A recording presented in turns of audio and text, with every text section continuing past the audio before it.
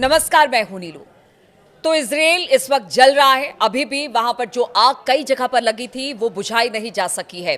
कई देशों से अब मदद मिल रही है इजराइल को, लेकिन इस दौरान इजराइल को इस आग की वजह से भारी नुकसान का सामना करना पड़ा है। ये नुकसान कितने का है, कितना नुकसान इजराइल को इस आग की वजह से हुआ है और फिलहाल अब इस आग लगने के पीछे की क्या वजह सामने आ रही है, बातचीत करने के लिए मयंक मेरे साथ जुड़ गए हैं। मयंक, इजराइल की आग जो लगी थी अलग अलग इलाकों में, वो अब तक बुझाई नहीं जा सकी है, लेकिन इसमें बताया जा रहा है कि भारी नुकसान हुआ है इजराइल को। इसमें अभी भी आग पर काबू पाने में काफी ज्यादा दिक्कतों का सामना करना पड़ा है। बिल्कुल क्या खबर इसे लेकर बिल्कुल ठीक कहा आपने। अगर हम दूसरे शब्दों में कहें तो पिछले 48 घंटे से इजराइल पूरा स्टैंड स्टिल मोड में है। पूरे इजराइल में इस समय सिर्फ एक बात हो रही है कि इस आग को कैसे बुझाया जाए, जो कि तेल अवीव से जेरूशलम के बीच में कई इलाकों में लगी हुई है। तो या अगर आप देखें तो एक प्रकार से पूरे इजराइल में पूरा इजराइल इस समय सिर्फ एक ही काम में लगा हुआ है कि कैसे आग को बुझाया जाए। अब हम आपको 4-5 अपडेट बताते हैं। आपने जो सवाल किया उसका पहला हिस्सा कि इससे इजराइल को कितना नुकसान हुआ है। देखिए, सबसे पहली बात तो ये है कि कहा जा रहा है कि इजराइल की ये largest ever wild fire event है। इसके पहले भी एक बार ऐसा हुआ था, हम उसकी बात करेंगे, लेकिन ये अब तक की सबसे बड़ी आग है जो कि इजराइल में लगी है। दूसरी जो बहुत बड़ी बात निकल के सामने आई है, देखिए ये आग जहां पे जिन इलाकों में लगी तेल अवीव से यरूशलेम के बीच में, यहाँ पे कई जगह पे ऐसा बताया जा रहा है कि तो इजरायली आर्मी जो है वो चारों तरफ से कई घंटों तक इस आग में घिरी रही। ये इन्हें बचाने के लिए, ये जो आर्मी पर्सनल फंसे थे इजराइल के, इन्हें बचाने के लिए इजराइल को पूरी एड़ी चोटी का जोर लगाना पड़ा। एयरफोर्स काम कर रही है, ग्राउंड फोर्सेस काम कर रही हैं, पैरामिलिट्री फोर्सेस काम कर रही हैं, तब जाके कहीं पे ये जो सोल्जर्स फंसे थे इनको निकालने का काम जारी है। बहुत बुरी तरह से कई टुकड़ियां आर्मी की जो है वो घिर गई थी इस आग के बीच में। दूसरी चीज देखिए, बहुत बड़ा इलाका तेल अवीव से जेरूशलेम के बीच का, जहां सिर्फ काले धुएं का गुबार दिखाई दे रहा है, जिसकी वजह से बहुत सारे सैकड़ों लोग जो हैं वो हॉस्पिटल्स में हैं, जो कि इस आग की वजह से या तो झुलसे हैं आग में, या फिर धुएं की वजह से, सफोकेशन की वजह से, इस तरह की जो तकलीफें होती हैं उसकी वजह से वो हॉस्पिटल में, और हॉस्पिटल्स पूरे भरे हुए हैं। इसके अलावा देखिए कई सारी जगह पे ऐसी सिचुएशन है जो कि लोगों के घर थे वो बुरी तरह से, सैकड़ों घर जल के तबाह हुए हैं, ऐसा बताया जा रहा है। हाँ, रिहायशी इलाकों खासकर तेल अवीव से यरूशलेम के बीच में जो हाईवे है उसके आसपास जो घर थे वो बहुत ज्यादा इस आग की चपेट में आए हैं और सैकड़ों घर जल के तबाह हो गए हैं। इसके अलावा देखिए बहुत सारे लोग ऐसे थे जिनके फार्म्स हैं, जो खेती बाड़ी करते हैं, इसको बहुत ज़बरदस्त नुकसान हुआ है। तो कुल मिला के पिछले 48 घंटे में इस फायर की वजह से इजराइल को बहुत ज़बरदस्त नुकसान का सामना करना पड़ रहा है। अब देखिए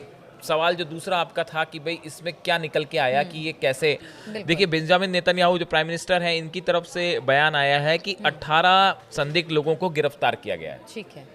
अब ये संदिग्ध कौन है इसको लेके अभी स्टैब्लिश नहीं हो पाया है कि इनका हमास से सीधा कनेक्शन है या नहीं है, लेकिन कुल मिला के करीब 5000 एकड़ जमीन जो है वो आप कहें कि एकदम जल के पूरी तरह से खाक हो चुकी है। ये बहुत बड़ा नुकसान है। अब देखिए जो बेंजामिन नेतन्याहू कह रहे हैं, जिन 18 सस्पेक्ट्स की बात कर रहे हैं जो कि इसमें अरेस्ट किए गए हैं, उसमें से जैसे एक सस्पेक्ट है कि जो ईस्ट जेरूशलम जो है वहाँ के रहने वाले हैं, और इसमें इसको जो इजरायली पुलिस ने डिटेन किया है तो बताया है कि इनके पास से जो है लाइटर, कॉटन वूल्स और आग लगाने का कई सामान जो है, केमिकल्स वो मिले हैं। अच्छा। तो ऐसा इजरायली पुलिस का कहना है कि हो सकता है कि ये उन कुछ लोगों में से शामिल थे जो जिन्होंने जो है ये आग लगाई है। ऐसी एक और डिटेनी है, वो भी ईस्ट जेरूशलेम का रहने वाला है।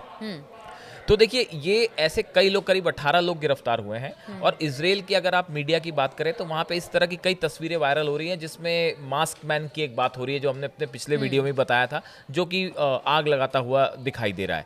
तो देखिए कुल मिला के ये पूरा जो मैटर है, इसको लेके प्राइम मिनिस्टर से लेके, बेंजामिन नेतन्याहू से लेके, वहाँ की IDF सेना से लेके जो फायर फाइटर्स हैं, वो सब ये इंडिकेट कर रहे हैं कि भाई ये एक साजिश के तहत जो है आग लगाई गई। अब देखिए हमास का इस पूरे मैटर को लेके हमास की तरफ से जो बयान आया है, हमास का कहना ऐसा है कि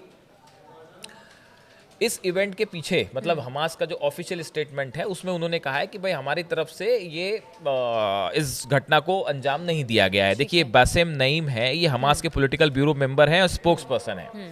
इनकी तरफ से ये कहा गया है कि जो इजराइल में हुआ इससे हमारा कोई लेना देना नहीं है। लेकिन एट द सेम टाइम जब इनसे ये पूछा गया कि जिस तरह का इवेंट ये जो घटना हुई है या जिस तरह के इसको अगर हमला माना जाए तो क्या इस बारे में आप ऐसे हमले को लेकर आपकी क्या राय है, आप क्या कहना चाहेंगे?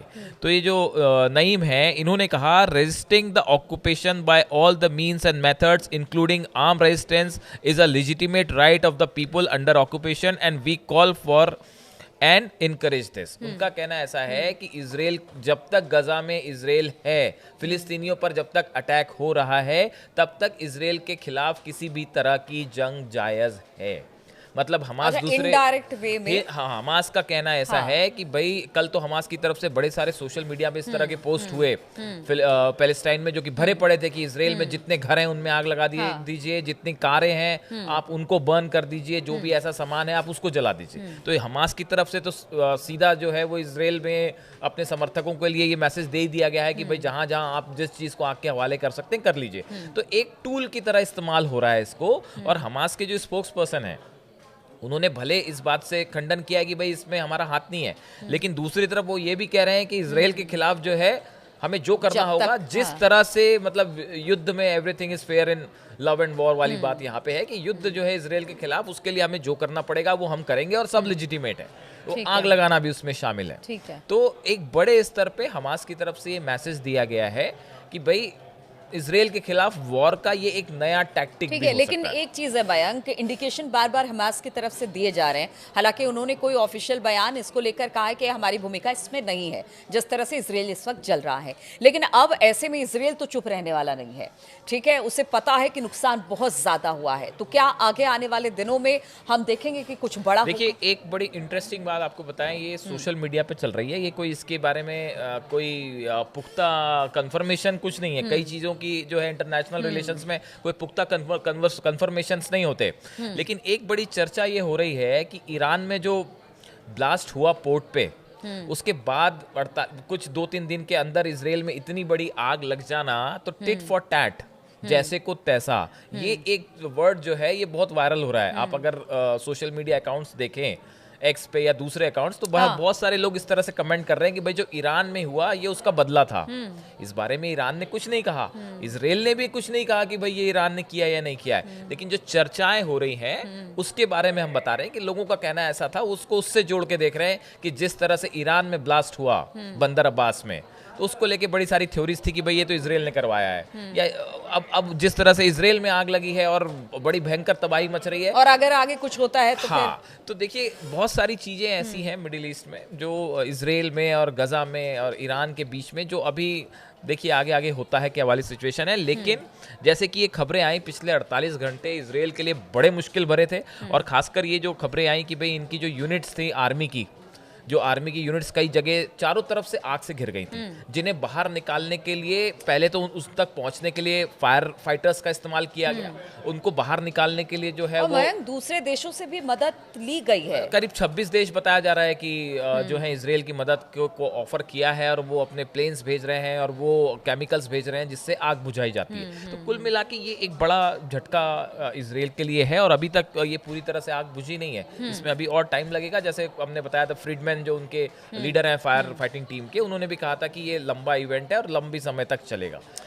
ठीक है, तो बाकी देश इस वक्त इजराइल के साथ है। उनका कहना है कि आग बुझाने में उन्होंने मदद की पेशकश की है, लेकिन दूसरी तरफ हमास ने अब इस पर कोई बयान नहीं दिया है। हमास ने ये नहीं कहा है कि हमारी तरफ से ये काम किया गया है। हालांकि उन्होंने ये संकेत जरूर दिए हैं कि जब तक फिलिस्तीनियों पर कार्रवाई होती रहेगी इजराइल की तरफ से, या फिर गजा को निशाना बनाया जाता रहेगा, तब तक कुछ भी हो सकता है। अब ये कुछ भी हो सकता है अब इजराइल के लिए भी है कि अगर इजराइल जला है तो फिर वो भी कुछ ना कुछ करेगा।